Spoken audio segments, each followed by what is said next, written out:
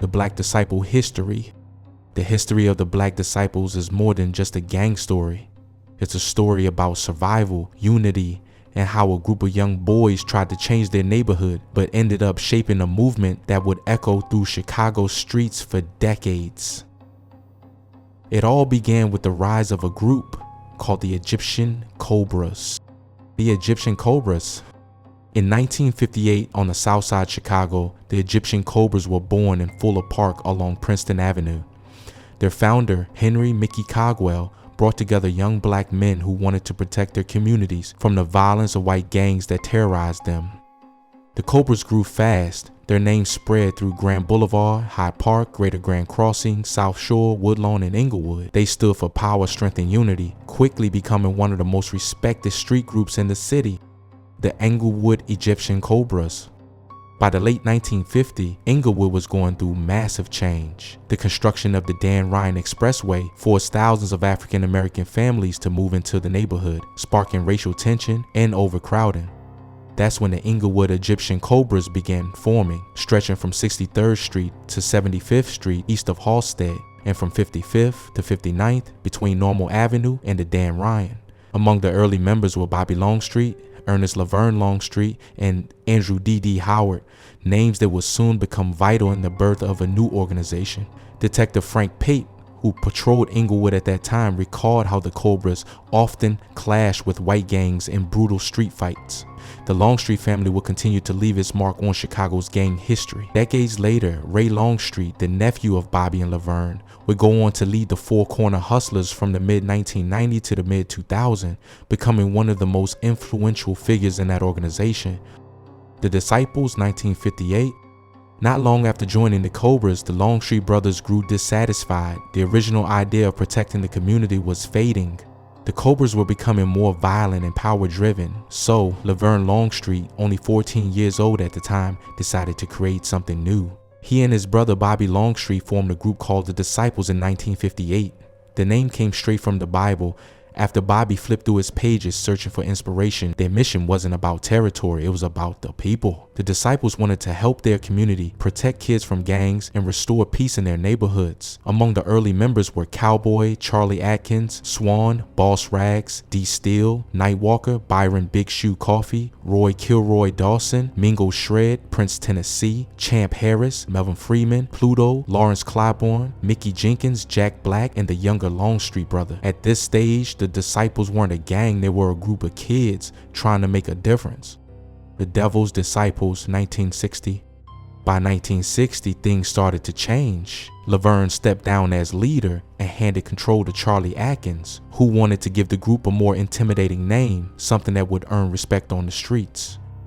That's when the Devil's Disciples were born. Not everyone liked the name. Some believed it went against everything the original Disciples stood for, but the new name also gave them a reputation. It made them sound fierce, powerful, and untouchable. However, that image came with a price. The group slowly shifted away from its community roots and started to operate like a street gang. They found themselves clashing with the Egyptian Cobras and the rising Blackstone Rangers from Woodlawn. Old newspaper archives, including reports from July 17, 1960 in the Marion Leader Tribune, the Vincennes Sun Commercial, the Pharaoh's Tribune, the Terre Haute Tribune, and the Evansville Press, all told the same story. Egyptian Cobra members were arrested for driving around looking for the Devil's Disciples. This remains one of the earliest documented mentions of the Disciples in American gang history. The Disciples in the early 1960s.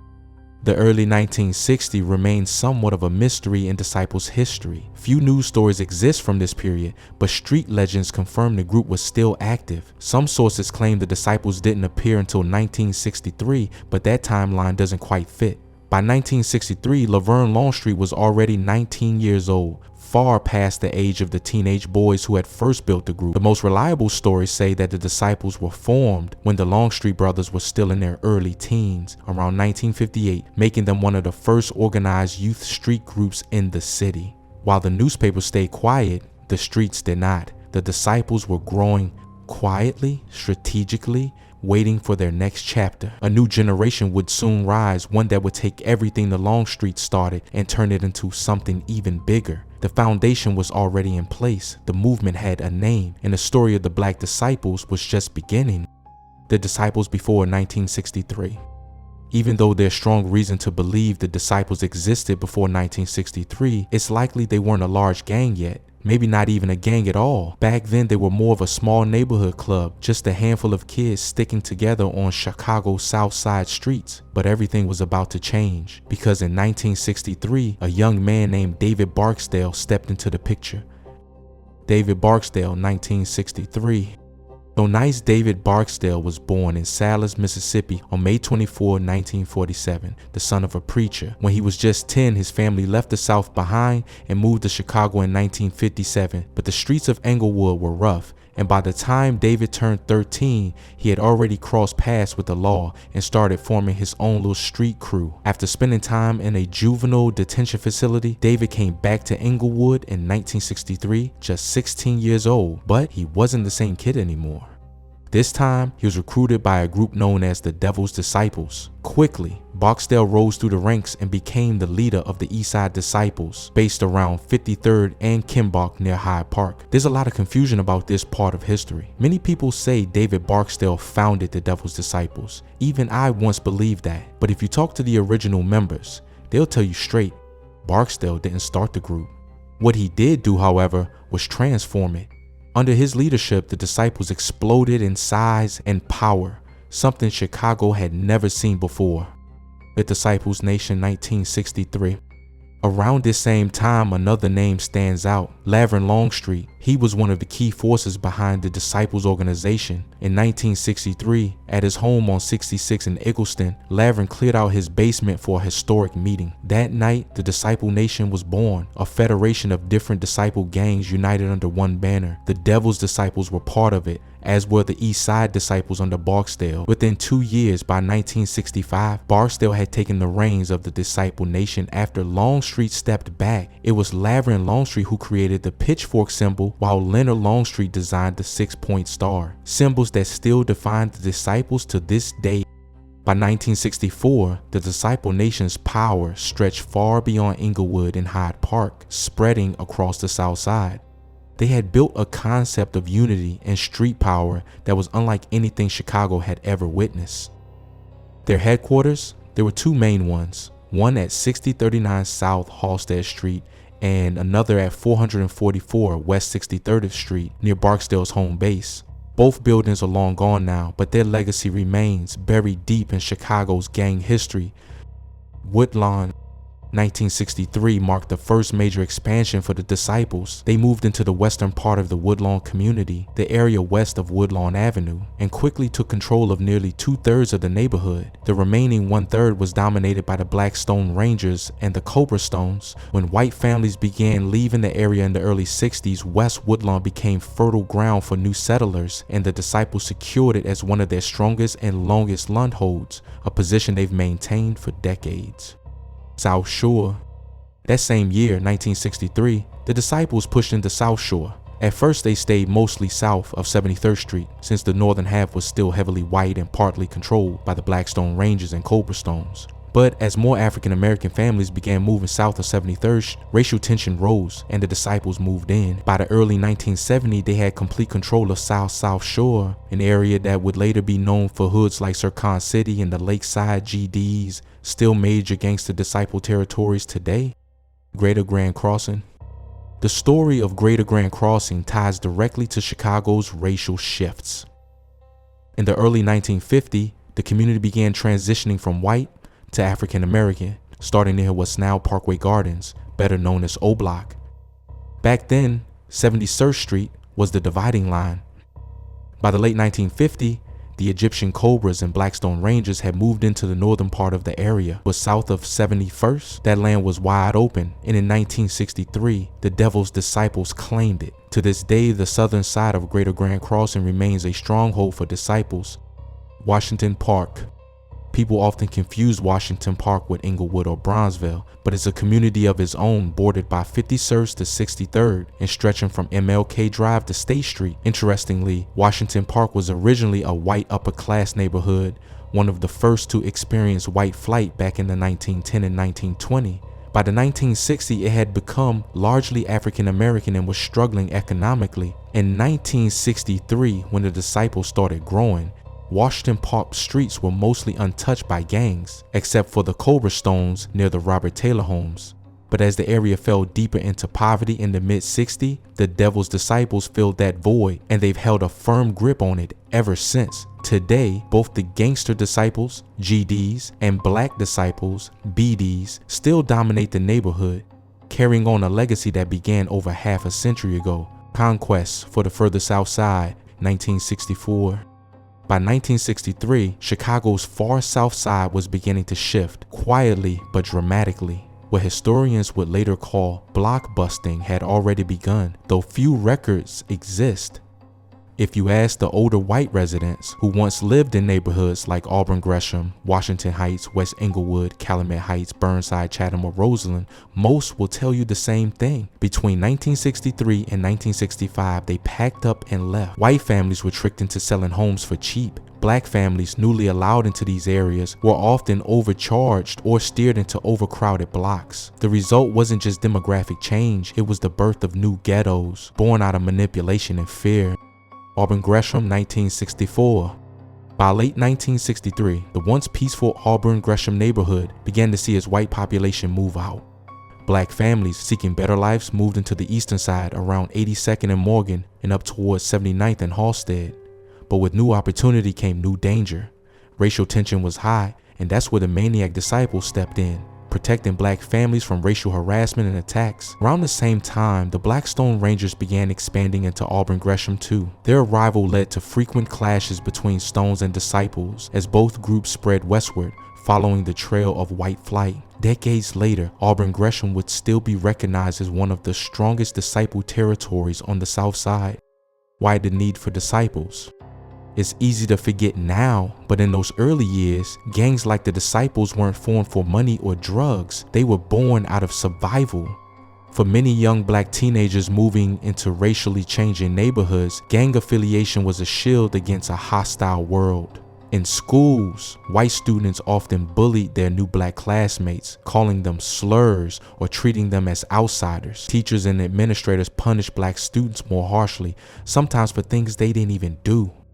Outside of school, there were unspoken racial boundaries, invisible lines drawn by white residents. Parks, pools, even grocery stores were considered off limits. If black youths crossed those lines, they risked violence. If they stayed home, they faced boredom, isolation, and hopelessness. Perfect conditions for gang culture to grow.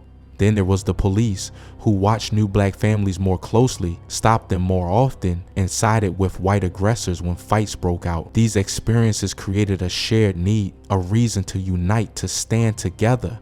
The Disciples felt that need. They weren't just a gang, they were a defense system for an entire generation caught in racial transition. The changing face of Auburn Gresham. Scroll through social media today and you'll find nostalgic posts from white families who grew up in Auburn Gresham during the 1950s. They remember quiet streets, friendly neighbors, summer fairs. But when the 1960s arrived, they suddenly left, and they rarely say why. The truth? Racial transition. By the mid-60s, the white residents of Englewood had already disappeared from Halstead to the Dan Ryan Expressway. As that change spread southward, northeastern Auburn Gresham began to shift too. The Disciples and Stones followed that movement, expanding first near 79th Street, then pushing deeper south as more white families fled. Disciples in Roseland. Further south, another powerful chapter was unfolding in Roseland. The neighborhood's first major drug figure was a man known only as Brick, a slick operator in his 40s who cruised around 95th Street in luxury cars. Young black kids looked up to him, even though they knew his wealth came from drugs. Many of these kids, including syndicate rangers and disciples, ended up running errands for Brick, selling small packages in exchange for a cut, but admiration turned to resentment. To the community, Brick was a symbol of corruption, someone poisoning his own people for profit. By 1968, that resentment boiled over. A 17-year-old youth finally ran Brick out of Roseland, ending his reign, but by then, the black disciples had already rooted themselves deeply in the neighborhood, and their presence in the 100 became permanent. 1965, a new king of the disciples.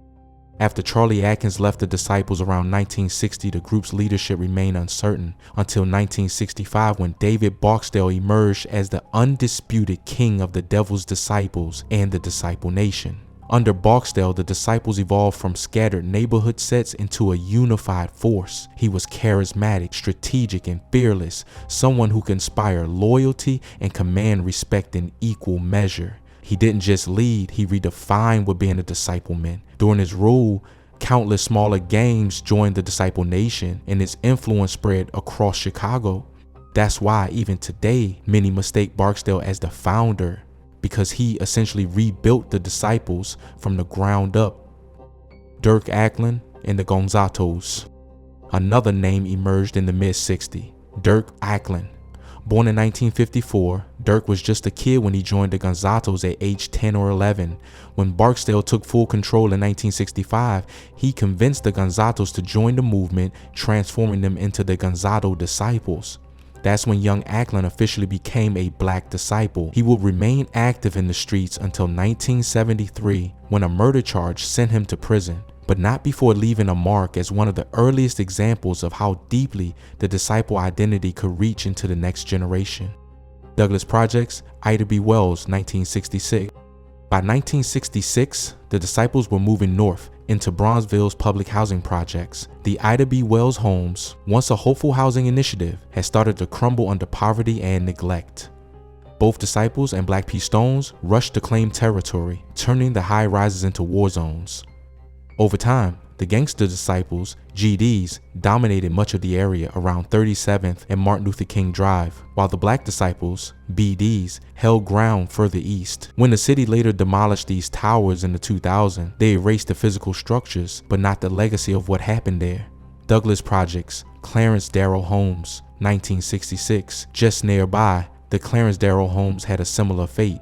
Built in the early 60s as a hopeful extension to Ida B. Wells, it too deteriorated by 1966 as poverty deepened. The Disciples claimed much of the area around 39th and Langley, forming what became known as the DHGs, Darrow Home Gangsters. When the GDBD split occurred in early 1980, this group aligned with the Gangster Disciples and remained active until the projects were torn down decades later. Douglas Projects, Stateway Gardens, 1966. South of there stood Stateway Gardens, another battlefield in the rise of the Disciples. Originally home to a group called the Dell Vikings, these buildings began shifting when the Disciples moved in around 1966. Many Dell Vikings joined their ranks. In later years, after the 1981 split, the GDs controlled the northern towers while the BDs ruled the southern end. By the 1990s, both sides were fighting violent wars over control and the crack trade until the city finally demolished the projects in the 2000s. What was once the dream of public housing had become the front line of Chicago's gang wars, and through it all, the legacy of the Disciples continued to shape the streets of the South Side. Grand Boulevard in the Robert Taylor Projects, 1966.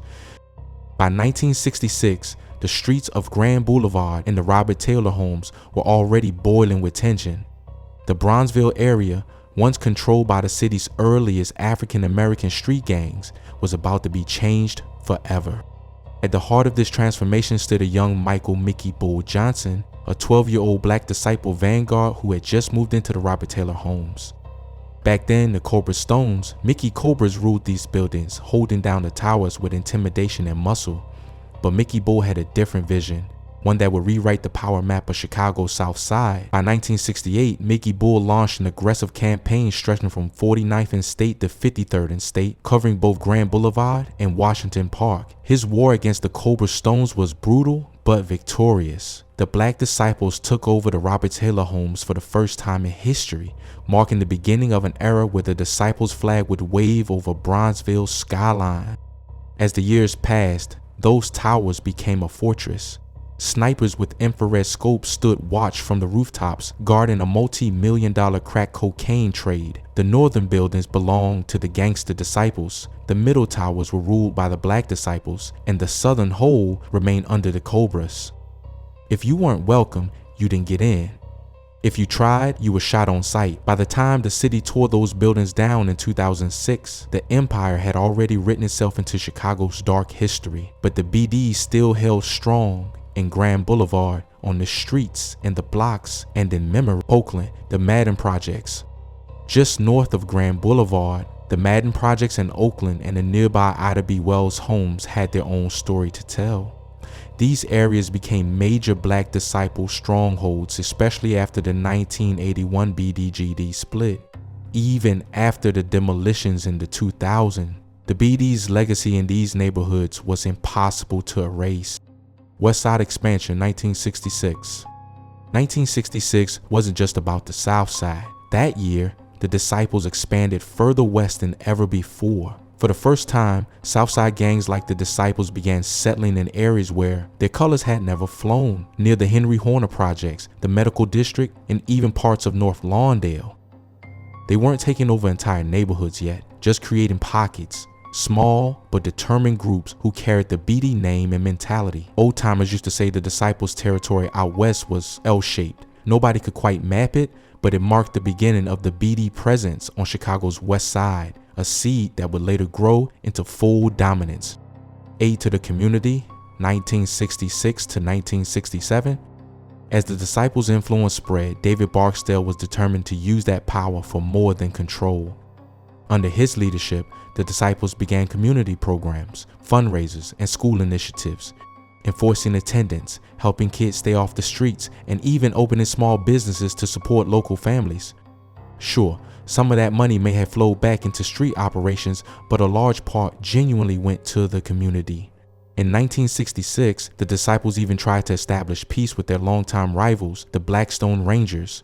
It didn't last long, but it proved something. Not all of them wanted endless bloodshed. The following year, 1967, the Woodlawn organization awarded nearly $927,000, 0 cents in government funding, to support job training programs run by both the Black Disciples and the Blackstone Rangers. The Disciples received about $360,000, 0 cents of it meant to give young men in Woodlawn a legitimate future. But putting Rangers and Disciples together in the same classroom was a dangerous experiment. More than once, fights and even shootings broke out inside the training centers. 1968, the Black Disciple Nation. By 1968, the disciples needed a name that sounded more legitimate, something they could use for grants, paperwork, and community efforts without the devil's label. That's when David Barksdale officially registered the name Black Disciples. On paper, it was just a legal title, but on the streets it became a badge of honor. The name spread like wildfire, and by the end of that year, the term Black Disciple wasn't just a formality, it was the identity of an entire movement. Gangster versus Disciple War, 1968. But 1968 wasn't just about paperwork and peace. It was also the year war erupted between the disciples and the supreme gangsters led by Larry Hoover. That fall, the tension exploded at Parker High School. Baron disciple James Highsmith and disciple co-founder Leonard Longstreet entered the school, spotted Hoover near the principal's office, and shouted, "Burn him!" Highsmith drew a .32 pistol and opened fire. Hoover was shot twice but survived. The shooting marked the start of an all-out war. Gunfire echoed across Englewood, Woodlawn, and South Shore. Despite the bloodshed, the original founders, Barksdale, Hoover, and even Jeff Ford, still tried to maintain respect between each other. They didn't want this war. Their soldiers did. Jerome "Shorty" Freeman. Out of that chaos rose a new name, Jerome "Shorty" Freeman. Born in 1951, Freeman grew up in Englewood and joined the King Cobras in his youth, the same gang where Larry Hoover started. By 1968, Freeman had joined the Disciples, forming a new branch, the Black Insane Renegade Disciples, BIID. He became one of Barksdale's trusted allies, helping organize BD ranks and strengthen the disciple identity in Englewood. The government grants sat up 1968. Meanwhile, Jeff Ford and the Black P. Stones were pulling in massive government grants, presenting themselves as youth reformers. Some of the money went to real programs, but much of it fed into illegal arms and drug trades, catching the eye of the FBI. The disciples received smaller grants too, often without asking. In many cases, the government and civil rights organizations gave them money simply to balance funding between rival gangs. Unlike the Stones, the Disciples stayed under the radar, avoiding major convictions but still falling under suspicion for mismanaged funds. The birth of the BGDN, 1969. Then came the most legendary meeting in gang history. In June 1969, Larry Hoover and David Barksdale met at St. Stephen's Parish House, 6455 S. Peoria Street. Inside that small building, part basketball court, part skating rink, they forged the alliance that would change everything. The two combined their armies into one banner, the Black Gangster Disciple Nation, BGDN. Under this new union, Hoover led the Gangster Nation and Barksdale led the Black Disciples. Prince Oldtimer became the Prince of the Disciples and Prince Tennessee the Prince of the Gangsters. Together they called themselves BGDs United in purpose, power, and the streets. LSD Lord, Stones, and Disciples, 1969. That same year, the biggest coalition of its kind emerged. LSD Lord, Stones, and Disciples. The Vice Lords, Black Peace Stones, and BGDs joined forces to protest inequality, unemployment, and racial oppression. Their marches on City Hall and Chicago's universities made headlines, and by January 1970, they helped launch the Chicago Plan, promising 3,000 jobs and training positions for black workers in construction. It didn't last. By 1973, the plan had failed and the LSD coalition fell apart. But for a moment, the gangs of Chicago had united under a single goal: equality. Disciples in Altgeld Gardens, 1969. In the quiet edges of Riverdale, the Altgeld Gardens public housing projects were changing. Residents wanted access to better facilities in nearby West Pullman, and that desire brought in some powerful figures: the Black Gangster Disciples and the Black Peace Stones. Soon the projects filled with both disciple and gangster factions. When the Great Divide came in the early 1980s, half of Altgeld's disciples chose to stand with the Black Disciples, BDs. Their influence grew stronger, spreading control into the Concordia apartments nearby. Even after decades, the BDs still hold their ground in Riverdale, their roots reaching back to that first move in 1969. West Pullman. By 1969, West Pullman was undergoing a massive shift. What used to be a stable working-class neighborhood was now cracking under white flight. Families fled, property values dropped, and the once peaceful community began to drown in poverty and crime. Amid the chaos, the Black Gangster Disciples, BGDs, moved in. At first, their mission was to stand against racial hostility, but soon their attention turned toward their rivals, the Black Peace Stones. That rivalry defined the streets, and by the 1970s, the Black Disciples had rooted themselves deep into West Pullman, running entire blocks with authority and power. The shooting of David Barksdale, 1970. David Barksdale, the legendary King David, had spent years trying to negotiate peace between his disciples and the Black Peace Stones. But on June 7, 1970, that fragile peace shattered inside a small Englewood bar at 848 West 69th Street. A rifle slipped from the hands of Suitcase Charlie, a Black Peace Stone. The gun went off, one bullet tearing into Barksdale's side. Larry Hoover, standing beside him, reacted instantly. He pulled Barksdale into his car and sped to St. Bernard's Hospital, saving his life. The M14 bullet had ripped through his kidneys, leaving permanent damage, a wound that would haunt Barksdale for the rest of his life. Dodged indictments. By the early 1970s, the U.S. government was cracking down on gangs misusing federal funds. The first major target was Jeff Fort and the Black Peace Stones, who were convicted in 1972, sending Fort to prison. The Disciples, however, escaped prosecution. Even when a member named Mingo testified against his own people, the government couldn't pin charges. Mingo paid the price on the streets, brutally beaten for snitching. Despite both groups mismanaging funds, only the Stones faced real consequences. The Disciples had always stayed out of the media spotlight, and their leadership never formally tied themselves to the controversial programs. That quietness and discipline kept them out of prison. The origins of the GD versus BD war. By 1971, unity inside the Black Gangster Disciple Nation, BGDN, was breaking apart.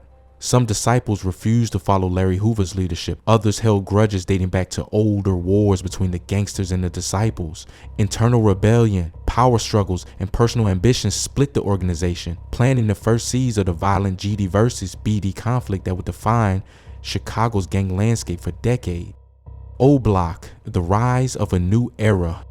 In Greater Grand Crossing, the Parkway Gardens housing projects, later known as O Block, were once a proud, safe community in the 1950s, but by 1972, when HUD took over, everything began to collapse. As maintenance failed and poverty grew, gangs moved in. The High Supreme Gangsters, a faction of the Black Gangster Disciples, dominated the buildings from 71st to 75th Streets. By the late 1970s, to see no gangsters joined them, tightening GD control.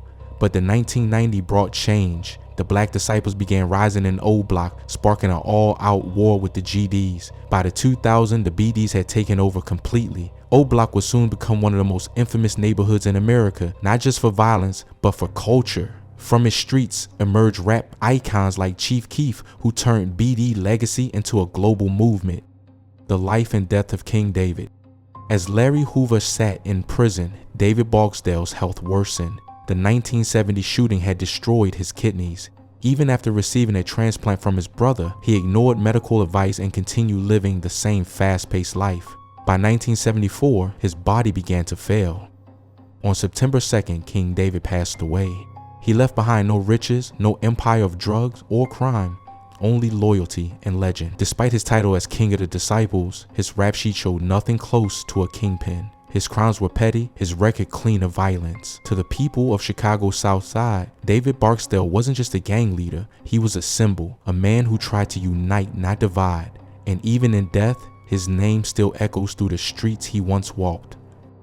The many faces of King David. The rap sheet tells a different story about David Barksdale, not of a feared kingpin, but of a man constantly pulled into the system.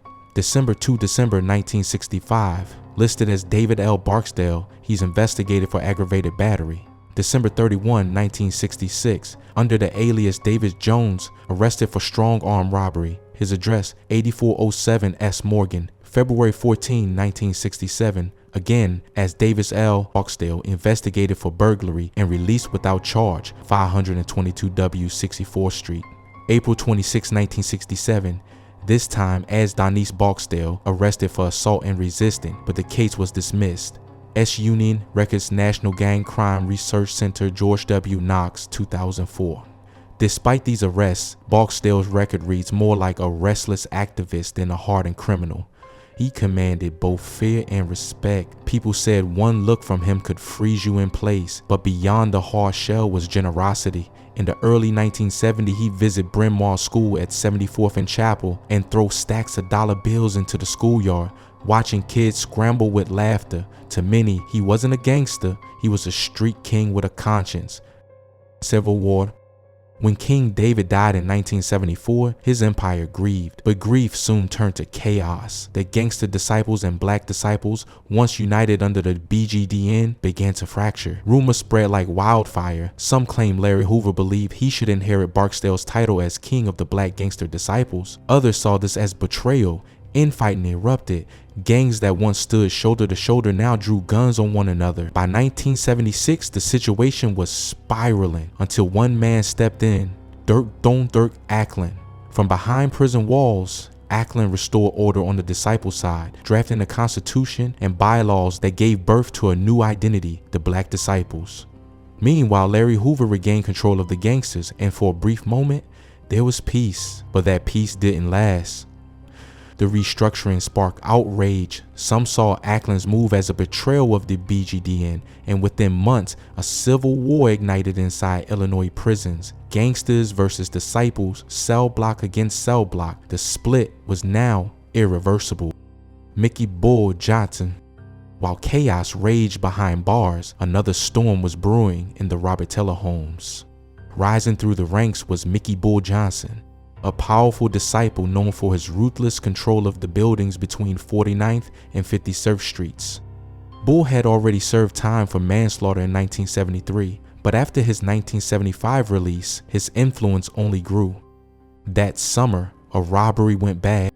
Todd White, an outsider dressed in expensive clothes, pulled up near 4844 S State Street. Bull and his associate Thaddeus Terrell saw an opportunity. Terrell pressed a pistol to White's head, demanding cash. When White refused, Bull dragged him by his necktie across the street. White cracked a joke. "I told you I didn't have any money." He tried to run. Bull snapped. He ordered Terrell to shoot. One bullet hit White's chest, pop him again," Bull said coldly. "Make sure he's dead." Both men were arrested. Despite already being on parole, Mickey Bull served only 5 years and was back in Robert Taylor by 1977. Before his next arrest, he managed to convert several Mickey Cobras, known as the Fidel Castro Mickey Cobras, into black disciples, tightening BD control over the 4844 building. The Incarceration of Shorty, 1977. In 1977, Jerome "Shorty" Freeman was arrested for robbery. Inside prison, Freeman made a symbolic move. He dropped the insane from BIRD, renaming his faction the Black Renegade Disciples, BRD. Behind bars, Freeman reconnected with national disciple leaders, including Dirk Ackland. Together, they envisioned a rebirth, a new organization rooted in the true legacy of David Barksdale. The idea of a unified Black Disciples nation began to form. April 18, 1978, the birth of the folks. Stateville Prison, April 18, 1978. Conditions were unbearable. Prisoners were being served rotten food, and guards turned a blind eye. That day, Larry Hoover gathered the impossible. Gang leaders from every corner of Chicago, BGDs, BDs, Vice Lords, Latin Kings, Mickey Cobras, Spanish Cobras, and Simon City Royals, to stand together. It wasn't a riot, it was a nonviolent strike. They refused to work. They refused to move. And for the first time, the prison administration was forced to listen. This peaceful rebellion became a turning point, the first sign of Hoover's transformation into a reform-minded leader. Out of that unity, 2 new alliances were born, folks and people. It was more than just gang politics. It was history being rewritten from inside a cell. The rise of the Black Disciples, 1978 to 1981. After years of bloodshed, Dirk Ackland and Jerome Freeman pushed for peace. The Black Disciples were now their own nation, separate from the Black Gangster Disciples. Their ideology honored David Barksdale, but it clashed with Hoover's evolving vision. The two sides coexisted uneasily until late 1980, when tension exploded again at Stateville. In Unit B, George Bailey, a Black disciple, was assigned to privileged duties as a cell house helper. Ernest "Smokey" Wilson, a powerful BGD leader, demanded that all BDs resign or join the gangsters. Bailey refused. For 2 weeks, his brothers chanted BD power across the prison walls every night at 8 p.m. Wilson saw it as rebellion. He ordered Bailey's execution. On January 29, 1981, Fred "Bobo" Collins struck Bailey repeatedly with an aluminum bat. Bailey died days later on February 5th. The event marked the final split of the BGDN, the beginning of 2 separate nations, Black Gangster Disciples, BGD, and Black Disciples, BD. The break in the balance, 1981. 1981 was the year everything changed. Mickey "Bull" Johnson was released from prison with a new title, Bishop, one of the highest ranks. Around the same time, Jerome Freeman walked free too. Bull became the prophet of a new order. "We're not BGDs anymore," he told his men. "We're Black Disciples. The G is gone." From that moment, the BGDN dissolved. Those loyal to Hoover became Black Gangster Disciples, while those aligned with Barksdale's legacy became Black Disciples. Peace briefly followed. The Folk Nation Alliance still bound them together, but the 2 paths were now set in stone. Mickey introduced the new BD hand sign known as the Gates, 3 fingers held high, a symbol of unity, respect, and remembrance. He also expanded BD presence in the Stateway Gardens, flipping even Dell Vikings members to his side. And just like that, 1981 became the year the South Side redefined itself, block by block, flag by flag. The 1982 takeover of 4555, 4500, and 4525. By 1982, the south side of Chicago was on edge. The Mickey Cobras, who had ruled the high-rises near 45th and State since the early 60s, were suddenly under attack. Their stronghold, the 4555, 4500, and 4525 buildings, became the target of an ambitious BD leader named Mickey "Bull" Johnson. With precision and brute force, Mickey Bull and the Black Disciples stormed the territory, pushing the Cobras south of 53rd Street, stripping them of decades of dominance. The once powerful MCs were left clinging to a few buildings known as the Hole, their final refuge. The South Side now belonged to Mickey Bull. Dirk Ackland and the Asiatic Apostles, 1982.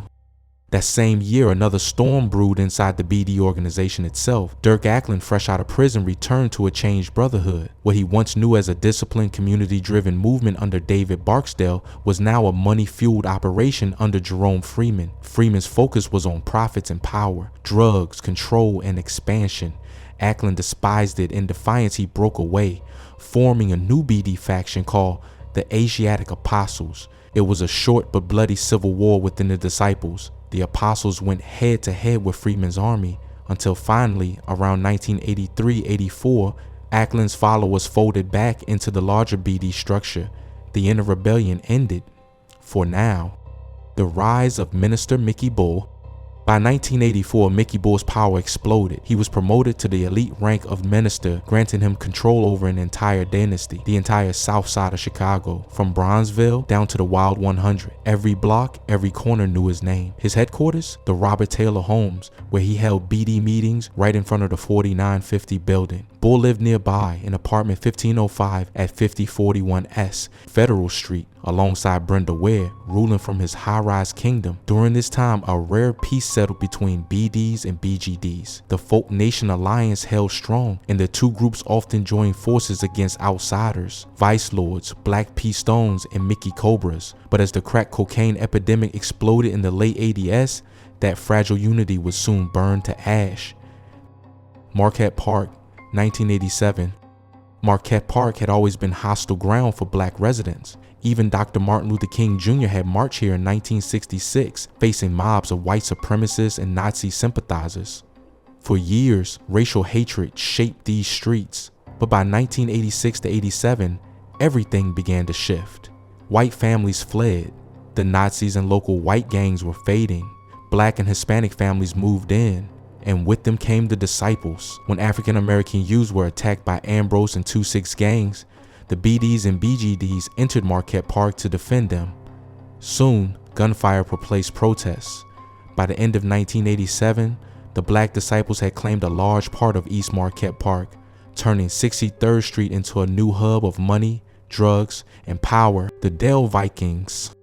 Long before the rise of the BDs, there were the Dell Vikings, one of the original street gangs from the Gateway Gardens projects in the late 1950s. When the Robert Taylor Homes opened in 1962, the Dell Vikings followed, spreading their influence through the new high-rises. By the late 1980s, many Dell Vikings began flipping to the Black disciples, strengthening BD control across Gateway Gardens. When the war between GDs and BDs erupted in the early 90s, most Dell Vikings had already chosen sides, and they chose BD. By 1991, the BDs controlled multiple Dell Viking strongholds, including the notorious 3547 S Federal Building.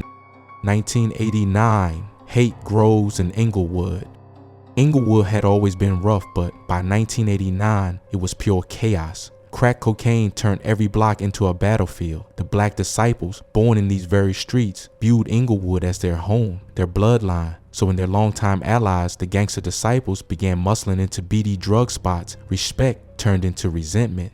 The GDs, larger and sitting atop the Folk Nation, claimed they deserved a bigger cut. The BDs refused, the Brotherhood cracked, and by the end of 1989, both sides were loading their guns.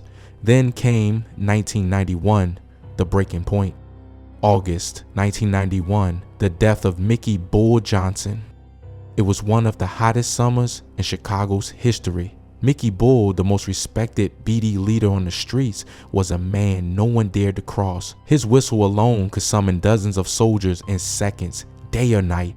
But in August of 1991, the unthinkable happened. Gangster disciples ambushed him. Mickey Bull was shot dead, murdered by the very allies he tried to keep close. His death unleashed a wave of vengeance that turned Englewood into a war zone. Just days later, on August 7, 1991, Black disciples retaliated. In one of Chicago's most infamous street attacks, they rode through in a stolen taxi cab, gunning down 3 gangster disciples in cold blood. The streets erupted, and from that night forward, BD versus GD became an unending war.